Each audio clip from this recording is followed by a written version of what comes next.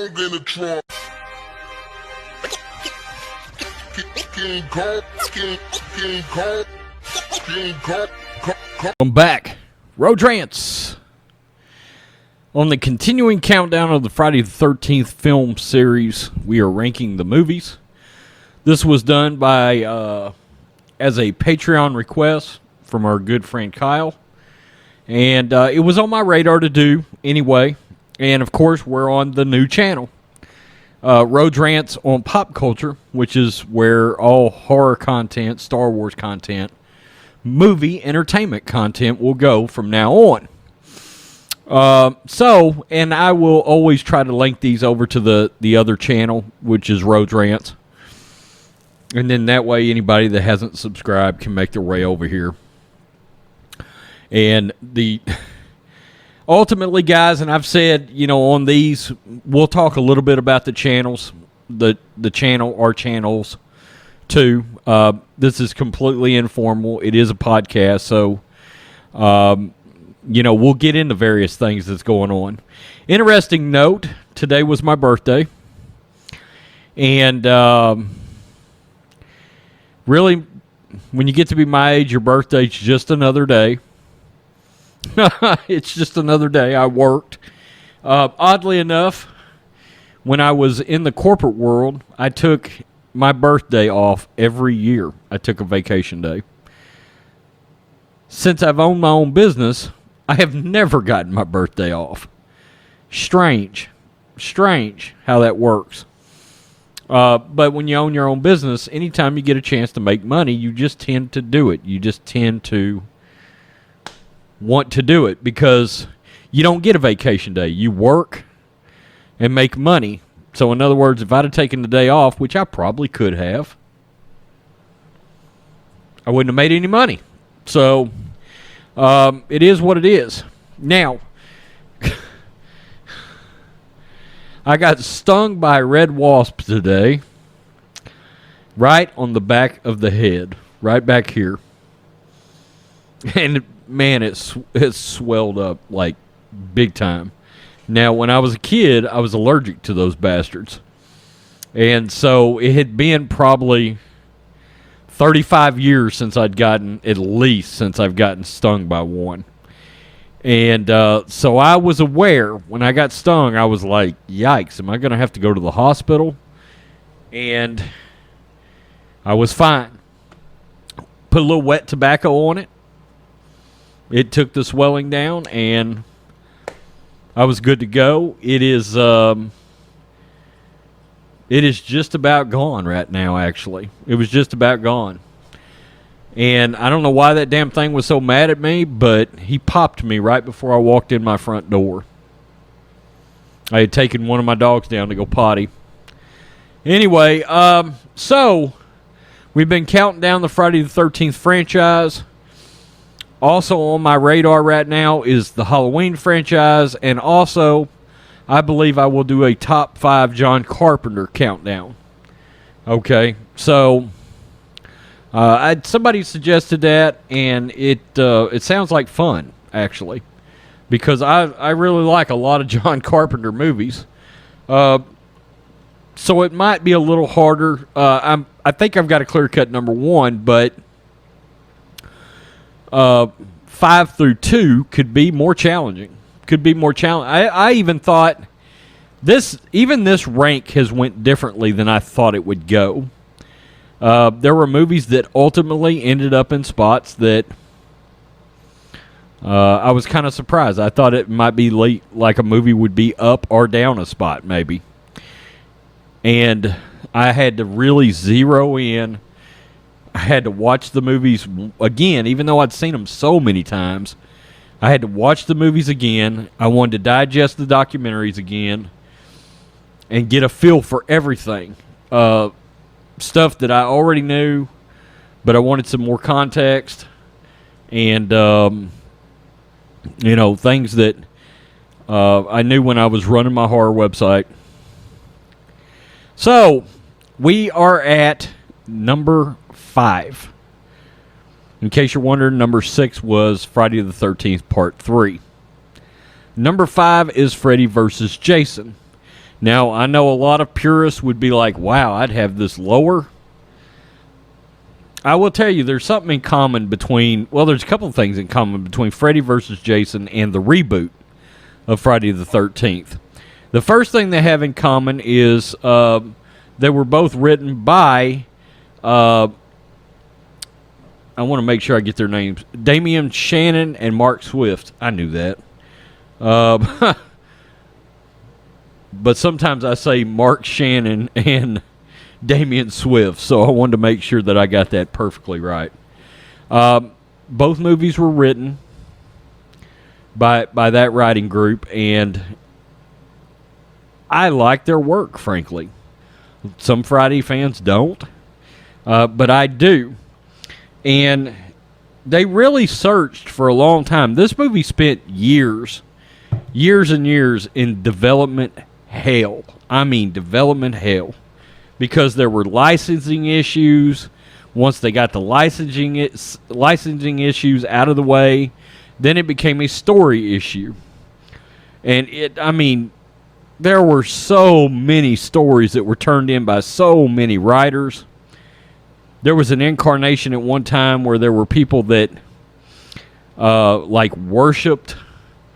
I can't remember if they worshipped Jason or I think they worshipped Freddy. Some occultists were part of one of the original stories that came up. New Line had bought the rights to Jason just for this movie, just to prepare for this movie, even though they did Jason Goes to Hell. And notably, at the end of that movie, Freddy's claw comes up and pulls Jason's mask under the ground. Now, I'm going to tell you something. And I'm sort of ashamed of it as a fan of this franchise. I never realized it until the newer documentary came out.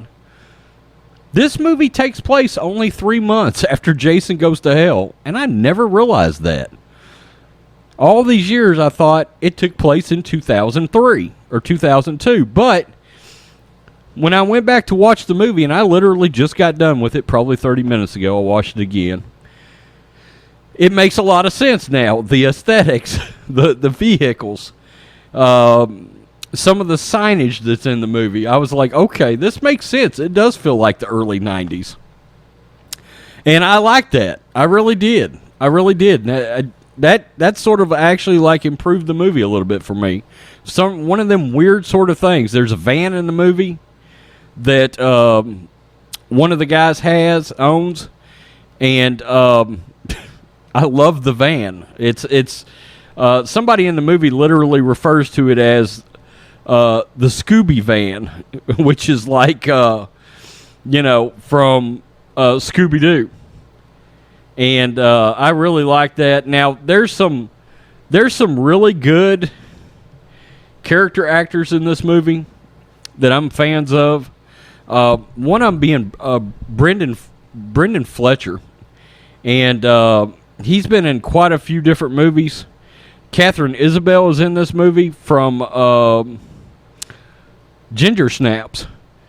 But Brendan Fletcher is in a trilogy of movies called Rampage. And is about the first one starts out as a kid, as a teenager or whatever, that starts plotting like a rampage of killing. Sort of like a Columbine situation in a way. So I'm kind of adjusting this a little bit. And so kind of like a Columbine situation. And where things have influenced him in the world. And he kind of loses his shit. And he plays the best friend of Will in this movie. And Will is played by Jason Ritter, who is the great John Ritter, comedian, Three's Company, movie actor. John Ritter's a legend, and that's his son. And you can really feel the resemblance. They've got sort of the same hair too, and of course John Ritter passed away a few years back. But I I really liked Brendan Fletcher. I do. I like his character in this movie. He's an ancillary character, but he's very cool. And the way they bring him and Will in, I think, is pretty cool, and tie them in. Now, this movie revolves around a girl named Lori, played by Monica Keenan, and that is her right down there below the poster. And she's really good. She's really very good in this movie. Now, it crossed my mind not to put this movie even in my list. And I'll tell you why. This movie, to me, it's really more of a Nightmare on Elm Street movie, with Jason also co-starring in it. It feels more like a Nightmare on Elm Street movie for much of the movie. Much of the movie. Robert Englund returns as Freddy Krueger. However, who doesn't return is probably more significant in legend of this movie, and that's Kane Hodder. Kane Hodder had played Jason 4 consecutive movies, and Kane Hodder had been talking up this showdown for over 15 years. And they ultimately decided to not let Kane play Jason. And that disappointed a lot of fans, including myself. I'll be honest with you, this is not aesthetically one of my... I like the height of Jason, and I like the look of Jason, really and truly, from the neck down. I even like the hockey mask, but I don't love the look of his head in this movie. He's got a black look, and I think that's supposed to be because he's been underground. He's been buried, essentially. And the thought process is he rises out of the ground every time people show up. He massacres them and then goes back. But we got to remember he's actually been drugged to hell by Jason or by Freddy. And again, this is a video podcast. It's completely informal. Until this channel gets monetized and I'm doing podcasts, I'll probably smoke on them. And the only reason I probably won't smoke after the fact is because I don't know if that can hurt my monetization. But right now, I'm just trying to get watch hours built up. And now I need, 750 more subs. Oh, God. Before I can get monetized.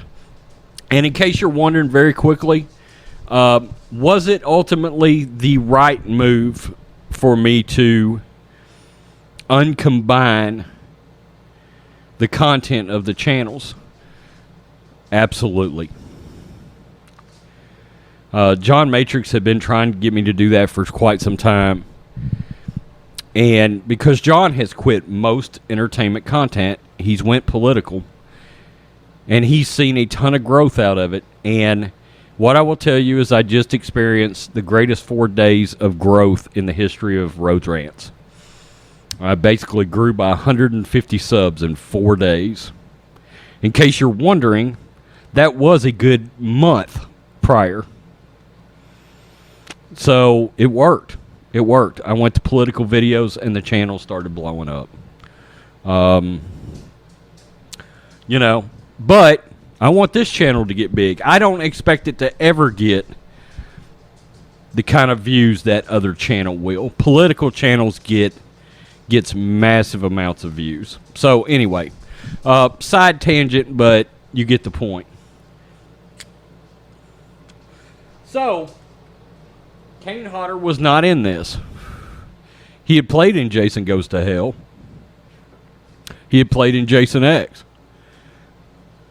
Both under New Line, who owned Freddy and was setting this matchup up. Now, they said that they actually looked into something in the neighborhood of about 40 different directors for this movie. And they ultimately settled on Ronnie Yu, which was an Asian director. And he had most notably, he already had a little bit of he was a little bit of a known commodity in the horror community, because he had previously directed Bride of Chucky, which I have seen, and oddly enough, it's weirdly entertaining. It sounds ridiculous, but it's kind of entertaining. It's kind of an entertaining movie, and it does have a sleekness to it. This movie has a sleekness to it. Now, I will acknowledge one thing about this movie, and you can feel Ronnie Yu's influence. Ronnie Yu is an Asian action director. And in my opinion, especially the last third of the movie, this is an action movie. This came out in August in 2003, and it was a summer action movie. Really and truly, the last third of the movie is action. It is the fight between Freddy and Jason. Now, Ken Kirzinger was Jason, and he was a stunt man, and he replaced Kane. Now, this wasn't his first time donning the mask. He was Kane Hodder's backup stunt man in Jason Takes Manhattan. But he's much taller than Kane. Kane is 6'2", and Ken is 6'7". And Ronnie Yu, now Ronnie said in the documentary he was fine with using Kane. But it's odd because that's not what I had always heard. Like when I was running my website and everything, it was sort of known that Ronnie didn't want Kane because he wanted somebody that was significantly taller than Robert Englund. He wanted a towering effect over Freddy. And it happened. I mean, that was the thing. When they were standing next to each other, it was, Jason was much larger and looked like he was much more intimidating. But there were also rumors, and Kane says he was fine with making the movie the way it is. But I had also heard rumors that really and truly Kane was not fine. Because Kane felt like, and being a Jason fan, I understand where Kane's coming from here, that he feels like Jason would have bulldozed over Freddy. Because essentially, especially once Freddy is in the real world, he's just a man. When he's in the real world, he does not have that supernatural advantage. He's just a man. And as we've talked about in previous reviews, there have been some large dudes that Jason just manhandled. Dudes bigger than Robert Englund. Bigger than Freddy Krueger. Guys that were probably stronger than Freddy Krueger. And Kane, I don't think, the latest documentary, he says he was good. He was fine. He'd have made it the way. In fact, he said he saw the movie and he was like, I didn't see anything in there that I wouldn't have been willing to do. So maybe we need to call that rumor, but the rumor was that he just felt like Robert or Freddy got too much of an advantage in the movie and actually inflicted too much pain on Jason. And I tell you what, I agree with him on that. Not when Jason is pulled into the dream state, but when Freddy is pulled into the real world. I always wondered, and I especially noticed it tonight when I was watching it, I was like, there's no way in hell Freddy would inflict so much damage on Jason in the real world. And there's no way in hell that he would... and maybe this is just a product of the movie, they made Jason so slow in this movie. So slow. And like he would swing the machete and he would just miss, but it was like the longest swing ever, where Freddy had light years to get out of the way. And you just don't feel that a Kane Hodder incarnation of Jason, and certainly not Derek Mears, would have been so lumbering, so slow. And certainly not Derek Mears, because his version is, we'll get to that film, and I know people will be like, you ain't come and gone on the reboot? Oh, no. Oh, no. We haven't gotten there yet. We're closing in on it, but we haven't gotten there yet. Man, I like Derek. So anyway, so that's sort of arguable about what Kane was willing to do, what he wasn't willing to do, the rumors around that. And now, Mark Swift and Damian Shannon, who ultimately wrote the movie, I guess they really didn't appreciate. I got the sense they did not appreciate the tone that Ronnie Yu used in this movie. The more action tone versus the horror tone of the movie. And they made sure that style had been changed by the time you got to the reboot. Drink break. And, I guess I understand that, but at the same time, how do you have them fight and it not be an action movie, especially in the first or in the last third of the movie? And honestly, the first 2/3 of a movie, this is a Nightmare on Elm Street movie. It really is. I know Jason's in it. I know we see his mother. Betsy Palmer was asked to be in this movie, and she said hell to the no. Evidently, they wouldn't pay her any money to be in it, and she hated the lines that were in the movie, because Jason's mother, Pamela, was a vision or a sort of a cloaking of a persona that Freddy had taken on. So, and that's at the very beginning of the movie. He disguises himself as Pamela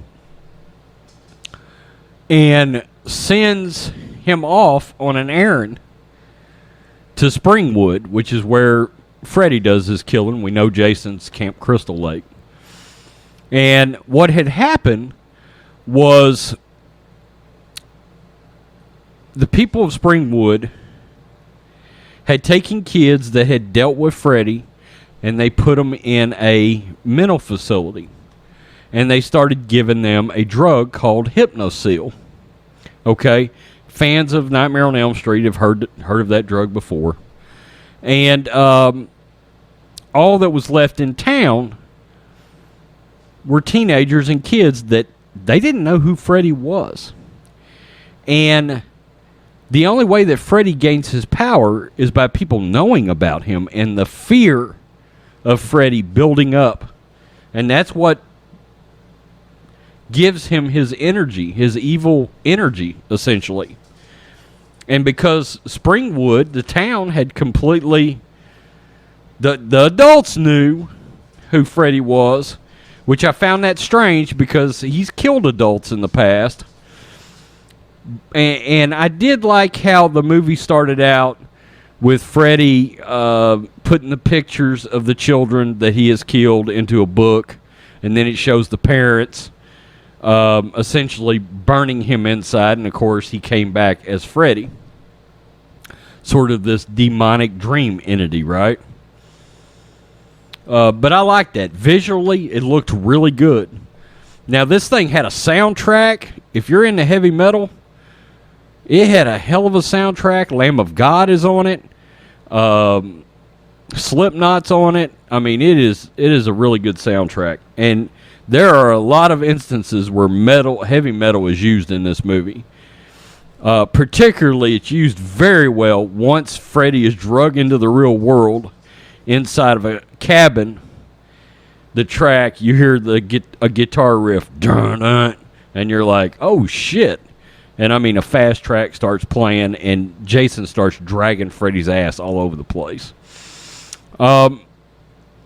So, we get to Jason's off to Springwood, and he's going to start killing kids, teenagers. And the theory is somebody in the town would let it be known that Freddy has returned, and then Freddy could build his power back through the fear, when the fear is actually being created by Jason. But the town doesn't know that because they haven't dealt with Jason. They've dealt with Freddy. So I get that. It's in horror movie standards. That's not a stretch. And the movie starts out. They're having a little get together at Laurie's house. Typical thing. Teens are there. Jason shows up. There's a really great kill in a bedroom involving a dude who had just got through him and Catherine Isabel's character. Just got done doing the wild thing. She gets in the shower. He's fixing to drink a beer. He rolls over. Jason's standing there. Stabs him in the back like 15 times. And then really cool. It brought the theater down when I went and saw it opening day. Jason reaches down and folds him up in the mattress backwards. Very effective kill, and it brought the house down in the theater. Very effective kill. That's an awesome part. And there's one other scene that's really cool in this movie. And we'll get to that. Anyway, so the killing begins. The fear starts building. Will sees on the news while he's in the mental facility that there was a murder at Laurie's house. Him and Laurie were boyfriend-girlfriend at one time, and then Will just disappeared. Well, he got sent off to the mental hospital, unbeknownst to her, but known to her father because he's a doctor and he sent Will there to protect. Now, Laurie's mother had been killed by Freddy, and she didn't know it. She ends up finding out later in the movie. So, everything starts happening. The ancillary characters start getting killed.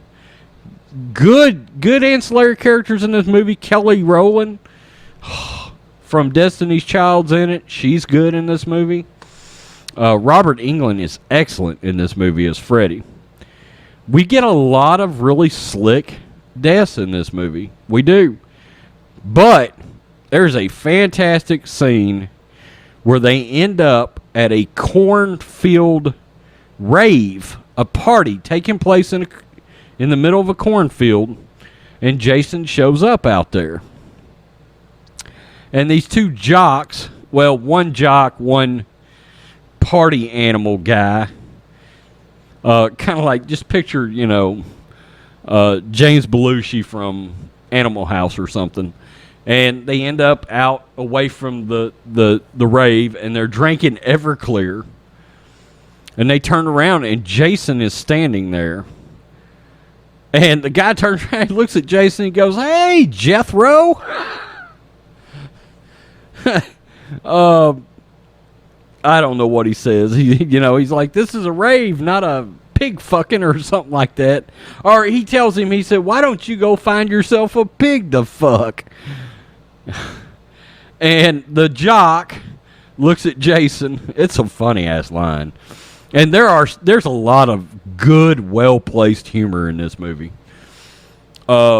Jason, the jock turns around, looks at Jason, and says, "This is by invite only, corn poke, and you're not invited." And Jason reaches up and snaps his head all the way back around so it's facing the other side. dead. I mean, boom. But he's standing straight up looking at the wrong direction because Jason done broke his neck, turned his head all the way around. Cool kill. And the James Belushi guy has a pitcher of Everclear in his hand.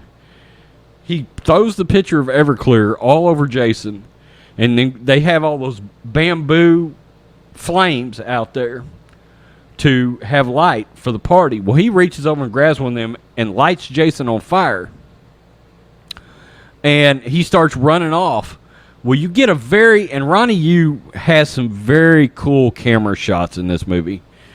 He goes with an overhead shot, and you see the guy running through the cornfield, and you see Jason trailing him with the machete up on fire, and you see that fire trail in the cornfield. It's a very cool shot. Very awesome. Plays out really well. And the guy's just about to come out of the cornfield, and he makes it right out of the cornfield, and all of a sudden, boom, machete comes out of him. Jason's thrown it. Jason comes out, grabs the machete out of the guy. The kids are all, the teens are all going crazy. And Jason, I mean, he probably massacres 20 kids in one spot. And it's cool. He's slicing through beer kegs, beer's flying up on him, blood spraying everywhere from slicing these teens up. That rave is awesome. It's a moment that you can tell they gave Jason so he can go on a rampage. And it works. It works really well. So Will is there. Kelly Rowland's character's there. One other character's there. I can't remember his name. Linderman. Linderman's kind of a nerdy kid. He likes Kelly Rowland's character. Actually, he likes Lori, but then he kind of starts getting fond of Kelly Rowland, and eventually she starts kind of getting fond of him. She thought he was a total nerd, but later on there's a scene where it ain't going to work out for him. That's all I'm going to say. And anyway, and there is spoilers in this. We weave our way back around. We finally they're like, we've got to get to some Hypnosil, because the medicine they got at the mental facility keeps you from dreaming. It's a dream suppression medicine. And they're like, that's what we need, because in case we go to sleep, we don't want to dream. Well, they get to the mental facility, and there's a stoner with them that they picked up from the rave. He's funny as hell. Linderman says, man, that guy in the hockey mask was, that's the guy to worry about. And the stoner says, yeah, that fucking goalie was pissed, yo. And I laughed my fucking ass off. I thought, man, that fucking goalie was pissed. Great line. Executed well, rolled right out, and funny. Still funny. When I watched it, I laughed again. And he's a major stoner. They get to the thing. He finds the Hypnosil, but the problem is he has stopped for a little stone break. Well, Jason's killed so many people that now the town knows, all the appropriate characters know Freddy is back. I think Freddy's even got a kill by now. Yeah, he does have a kill. He killed Catherine Isabel's character in the cornfield, or right outside the cornfield. Oh, no, he didn't. He was just about to kill her, and Jason stuck a post through her, and Freddy was pissed because he got robbed of that kill by Jason. So he was like, I'm going to have to put that son of a bitch down, because now he's taking my kills away. So they end up at the mental facility, and the stoner starts getting stoned. He's sitting down. Well, I guess he fell asleep, and Freddy takes over him, takes possession of him through a little creature. You'd have to see it. It's weird, but he finds the Hypnosil. He dumps it all out down the drain. Well, crap, they ain't got that medicine now. And while he's in there, he realizes Jason has showed up at the mental facility. And because he's taken over that body, he's like, I need to figure out a way to put get Jason under control. He fills up syringes full of tranquilizer. And he stands in a hallway.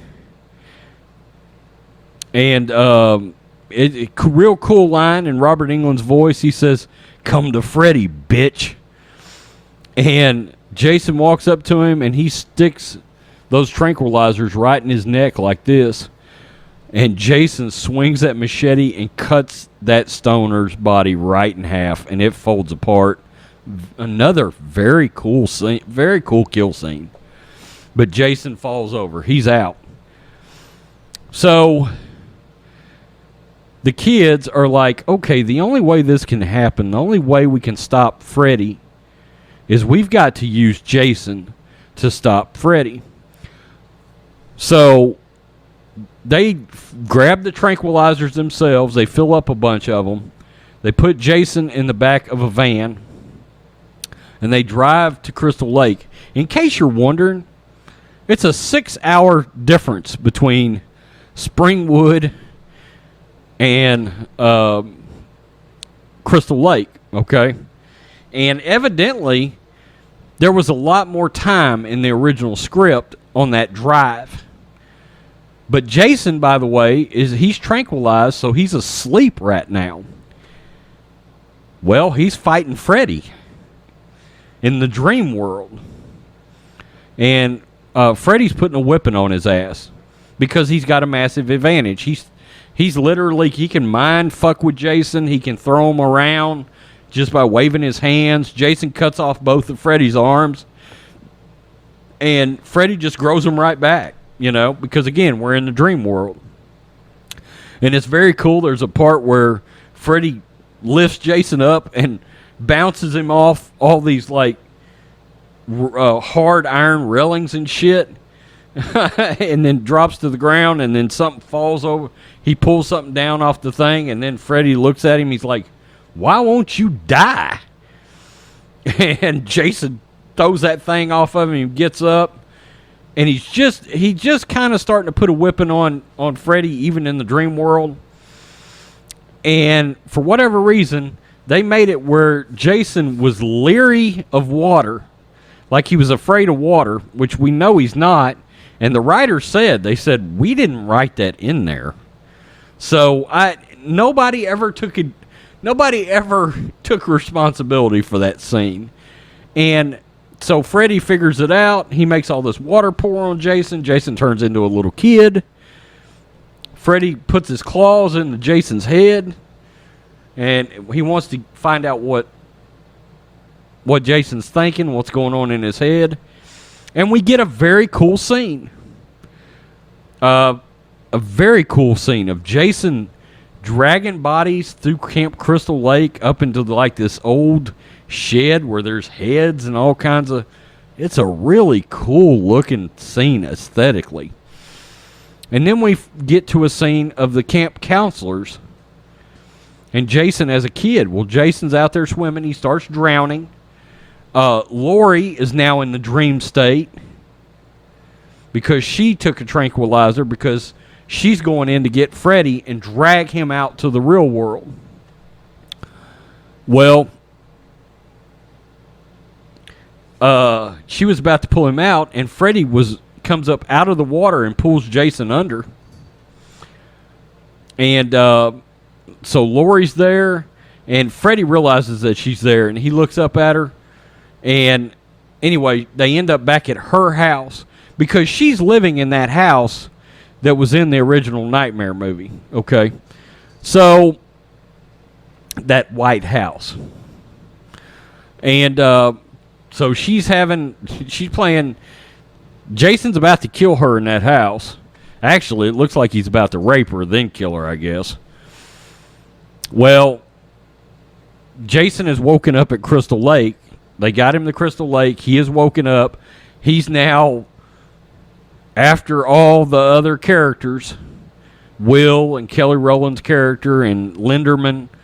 And Linderman gets hurt pretty bad. And they're in that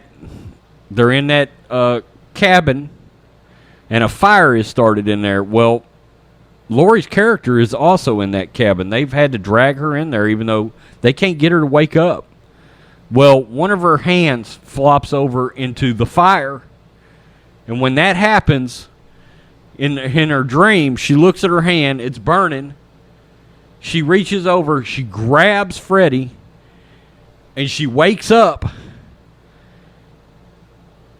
And Freddy is with her in the real world now. Okay? And Jason is right behind him. And he gets up, and he turns around, he looks around, he's like, you can tell Freddy realizes, oh shit, I'm in the real world now with this big motherfucker. Jason grabs him, and Jason goes to work on his ass. He is dragging Freddy's ass. He just drags him down a row of windows, walks outside with him, and throws him into another house, through the roof of another house. And that's what's confusing. Because once Freddy is in the real world, why is he able to take so much punishment? I find that odd. He's thrown through the top of a roof. He's got no supernatural skills at that point, and he's just a guy. A guy in a burn-up body. That's it. And Jason probably throws him 40 foot and through the roof. And he's not anymore. He comes out of it and he's not even hurt, really. And that's a little confusing. That's sort of a plot hole for me. So we end up, Jason kills Kelly Rowland. Linderman dies. And it's down to Will, Lori, Jason, Freddy. Jason and Freddy are fighting. Freddy has a lot of advantages in this fight. He really and truly, I'm not going to say he puts more punishment on Jason, but Jason they made him so damn slow that Freddy's getting 6 shots in on him to every one of Jason's. And I think that was Kane Hodder's problem. Because I'm sure Kane was thinking to himself, horseshit. Jason would literally grab Freddy by the head and squeeze his damn brains out. I'm sure that's what Kane was thinking. Okay? And I think it's what a lot of Jason fans were thinking. Was, why is he so damn slow?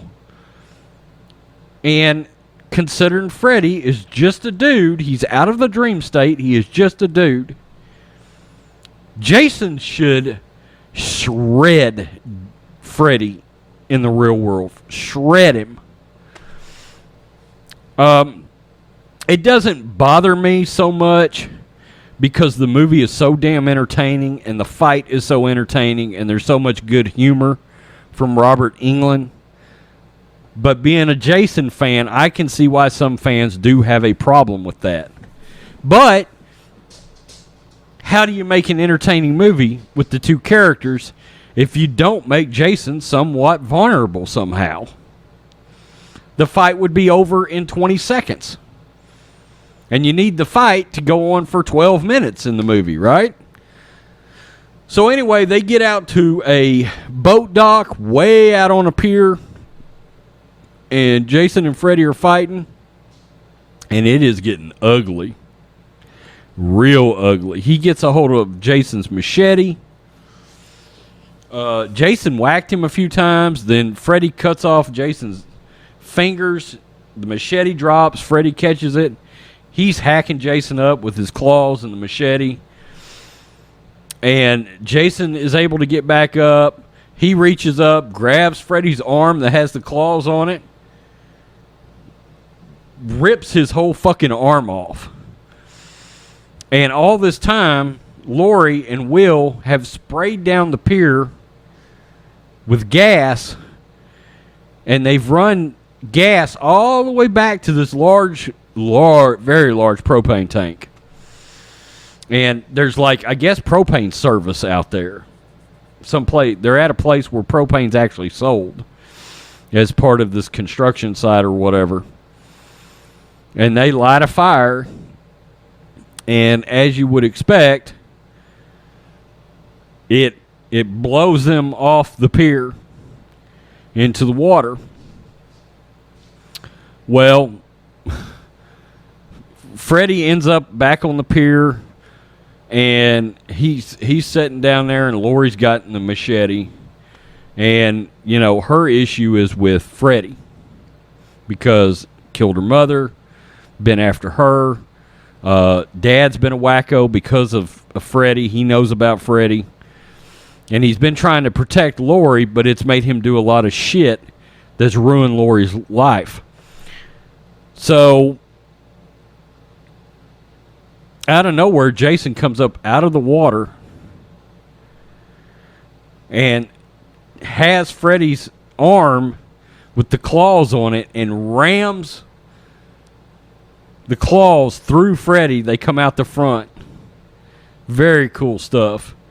And then he drops to his knees and Lori cuts his head off. Jason falls back down into the water. And you go to the next day. And you're like, well, I guess they battled to a stalemate. And they almost had to do that, or you would piss off both sides of the fandom. And for a lot of people, people were still pissed. People were still pissed. If you ask me, Jason won because he got the big blow at the end, right? And he put some major hurt on Freddy. But even at that, it was like, well, what happens here? Well, and this is why ultimately I feel like Jason won. We go to a scene. It's at the lake. And all of a sudden, Jason comes rising up out of the water. It's a really cool looking scene. And as he comes walking out, he's got his machete back in his hand. Because we got to remember, Jason heals himself. He regenerates himself. And so he's been in the water. He's healed up really quick. So he comes out of the water like, I'm spry, bitches. I'm ready. But when he gets all the way out of the water, he is palming like a basketball Freddy Krueger's head. And you're like, oh, and like he's carrying it out like it's a damn trophy. And you're like, okay, Jason won. He's got Freddy's head. But then, right before it goes off, Freddy looks up at the camera and winks, and then it goes off. Now, there was some Friday the 13th or Jason music in this, but it was primarily the nightmare themes musically through this whole movie. Like I said, I came close to not even putting it in the countdown because I felt, but I was like, damn, Jason's in it. And if you want to know the truth, I actually, even though it's not canon, even though it's not an official film, I was already into my countdown. I wish I would have put Never Hike Alone in this. Because just to let you know, we're starting to be in the area. I would have put Never Hike Alone. I probably would have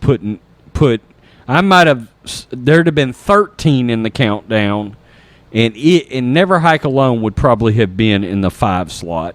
Freddy versus Jason would have been in the 6 slot. And Never Hike Alone is a fan film from Womp Stomp Films. It's on YouTube. That's where they loaded it, and it is a high-quality Friday the 13th fan film. Kind of known as the definitive one, if you want to know the truth, because Tom Matthews comes back as Tommy Jarvis. And there is a sequel coming, and they're supposed to battle in the snow. I'm looking forward to that. Looking forward to that. I gave part 3 a 7 out of 10. I'm going to give this one I'm going to give it a 7.25. Pretty close. Pretty close. And one of the reasons I'd probably have it ahead of part 3, look, it just looks like a newer film. It's aesthetically better looking. Robert Englund's performance is really good. The ancillary characters in this movie are really good.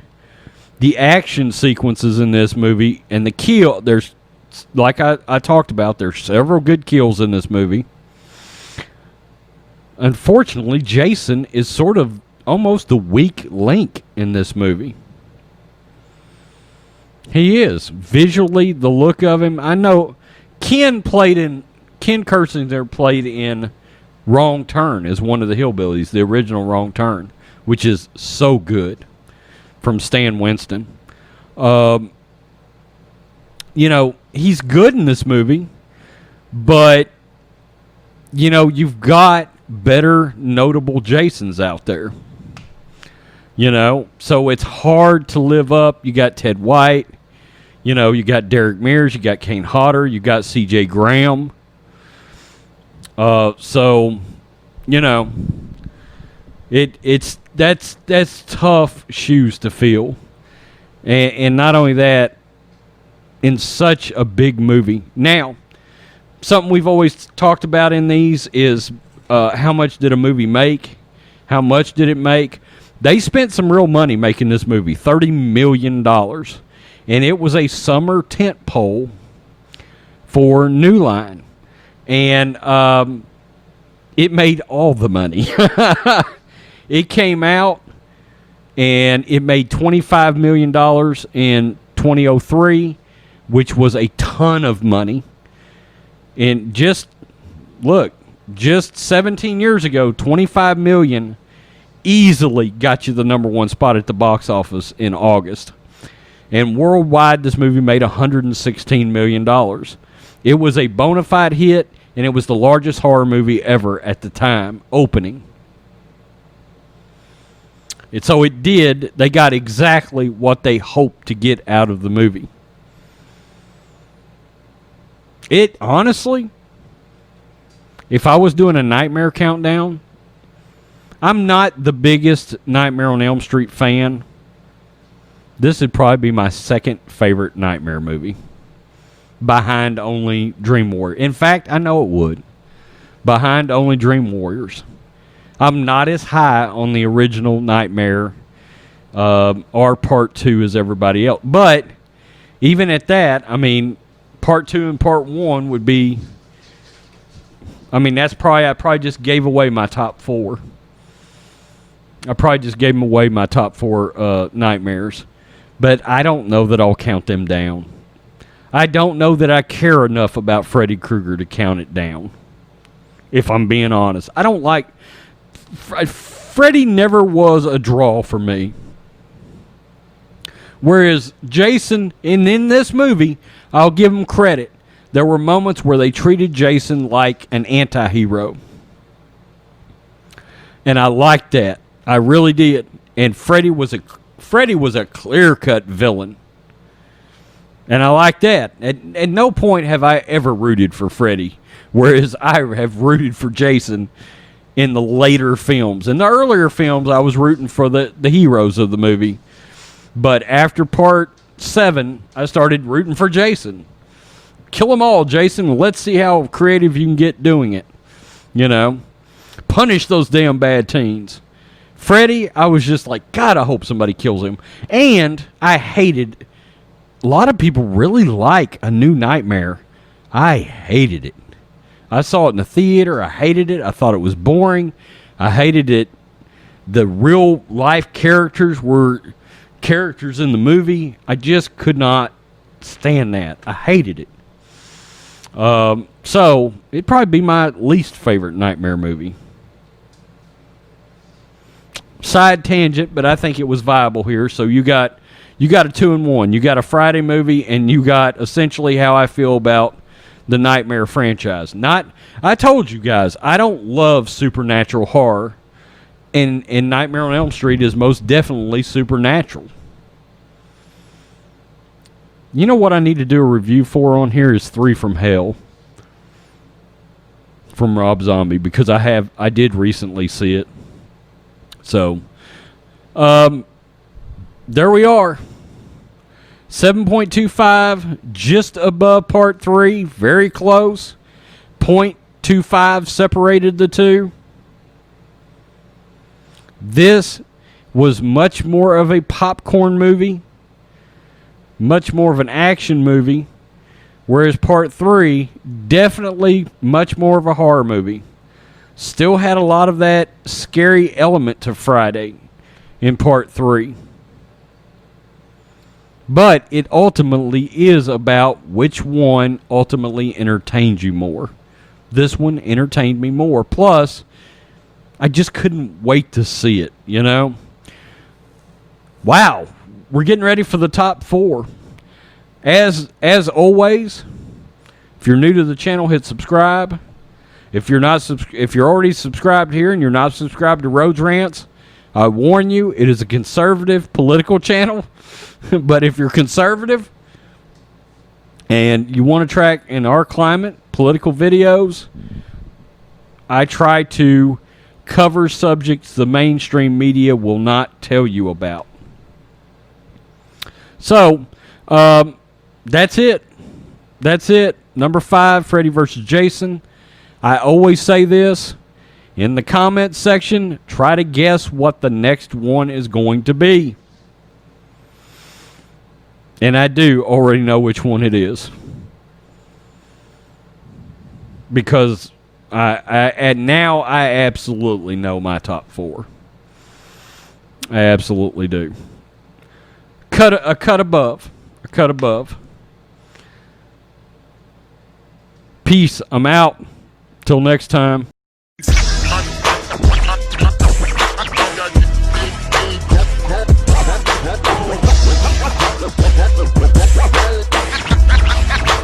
King Kong in the trunk.